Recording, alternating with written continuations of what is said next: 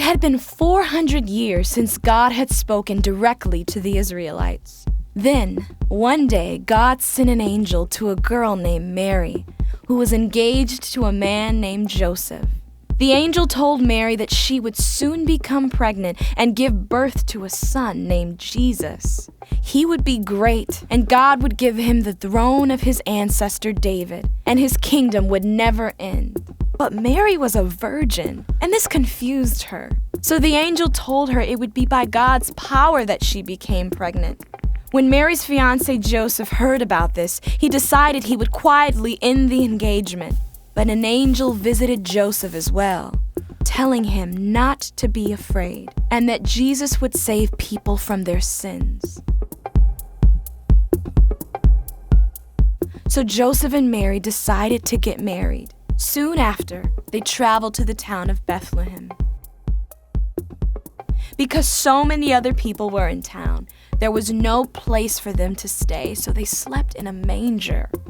While they were there, Mary gave birth to her son, wrapped him in cloths, and laid him in the manger. There were shepherds living in the fields nearby. While they were watching their sheep, an angel appeared to them, announcing that a boy had been born in Bethlehem. This boy, said the angel, was the Messiah, the king that the Israelites had been waiting for. So the shepherds left their sheep and raced to Bethlehem, finding Mary and Joseph and Jesus in the manger. The shepherds praised God for their new king. During this time, the country of Rome controlled all of Israel. After hearing about Jesus' birth, a group of magicians and astrologers came to Herod, a governor working for the Roman Empire. They claimed that they had seen a star in the sky, telling them that the king of the Israelites, now called Jews, had been born.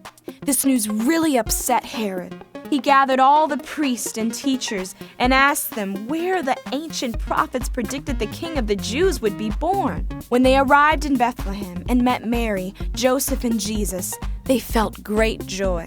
Herod was furious and commanded that all boys in Bethlehem who were 2 years old and younger be killed. But God had already warned Joseph, who by that time had moved his family to Egypt to hide.